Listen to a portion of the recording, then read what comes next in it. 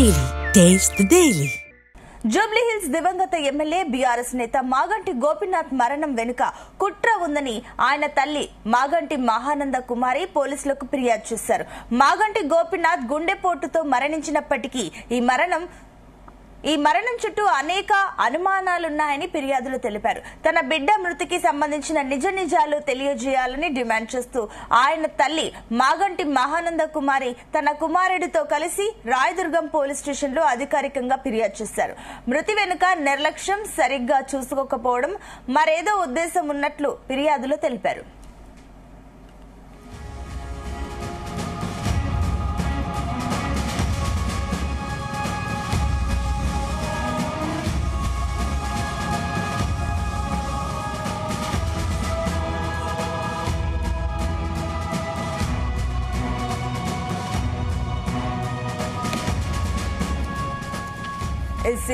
ఏదైతే మాగంటి గోపీనాథ్ మరణం వెనుక ఏదో కుట్ర ఉందంటూ కూడా ఆయన తల్లి అయితే పోలీస్ స్టేషన్ లో ఫిర్యాదు చేయడం జరిగింది. ఇదే అంశానికి సంబంధించి మరిన్ని డీటెయిల్స్ మా చీఫ్ న్యూస్ కోఆర్డినేటర్ రాధాకృష్ణ అందిస్తారు. Radhakrishna, good morning.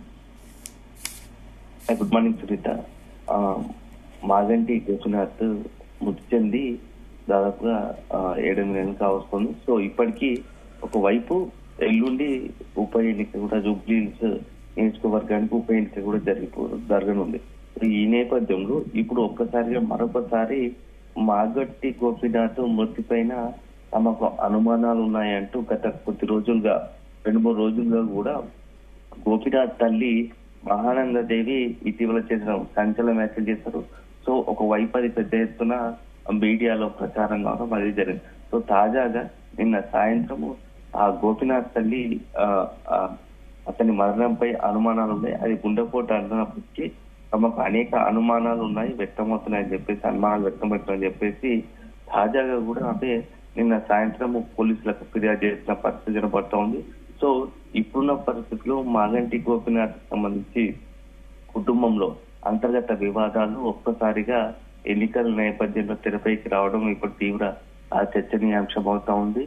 ఎందుకంటే 48 గంటలు గడిస్తే ఉప ఎన్నిక ఉన్నది. సో ఈ నేపథ్యంలో ఇప్పుడు ఒక్కసారిగా గత 3-4 రోజులుగా కూడా గోపీనాథ్ కుటుంబంలో ఈ యొక్క వ్యవహారాలన్నీ కూడా కుటుంబ వివాదాలంతా తెరపైకి రావడం, ఒకవైపు ఏమో మొదటి భార్య మాగంటి గోపీనాథ్ మొదటి భార్య మాగంటి గోపీనాథ్ తల్లి ఒకవైపు ఉండగా ఇప్పుడు మాగంటి సునీత ఎవరైతే బీఆర్ఎస్ అభ్యర్థిగా జూబ్లీ హిల్స్ ఉప ఎన్నికలో రంగంలో దిగబోతున్నారో మాగంటి సునీత సంబంధించి మరోవైపు ఈ ఇద్దరి మధ్య, ఈ 2 కుటుంబాల మధ్య మాగంటి గోపీనాథ్ మొదటి భార్య రెండో భార్య కుటుంబాల మధ్య వివాదం తీవ్ర చర్చనీయాంశం అవుతోంది. సో ఒకవైపు ఏమో మాగంటి గోపీనాథ్ మృతిపై అనుమానాలు ఉన్నాయంటూనే అసలు ఈ మొదటి భార్య మేము అసలైన వారసులం మేము అంటూ కూడా ఇప్పుడు మాగంటి గోపీనాథ్ మొదటి భార్య అదేవిధంగా మాగంటి గోపీనాథ్ తల్లి ఇప్పుడు చెప్పడం కూడా ఇప్పుడు చర్చనీయాంశం అవుతుంది.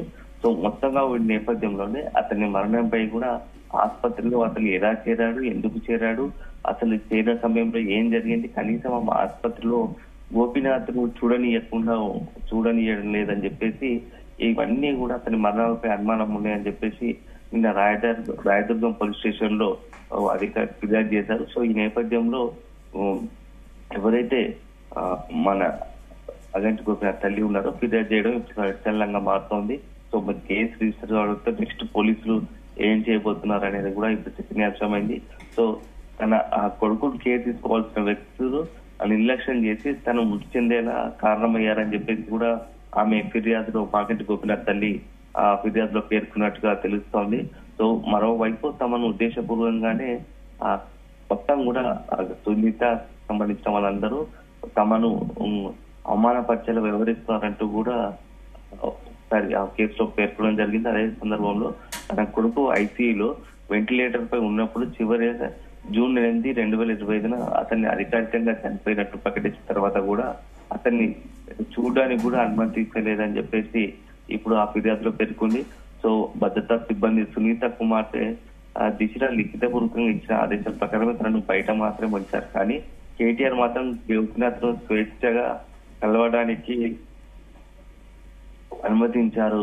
ఈ వివక్ష ఏదో కుట్ర లేదా అంటే కేవలం ఆ గోపీనాథ్ కూతురుగా చెప్పు రెండో భార్య కూతుర్ని చూడడానికి అనుమతించి తనలో మాత్రం అనుమతించలేదని చెప్పేసి కూడా ఇప్పుడు ఆమె చెప్పడం కూడా ఏదో కొత్త అనేక అనుమానాలకు తావించాలి ఆమె మాట్లాడడం కూడా సంచలనంగా మారుతుంది.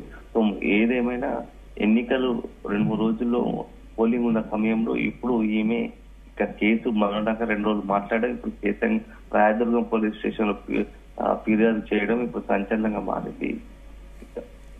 Right, thank you Radhakrishna.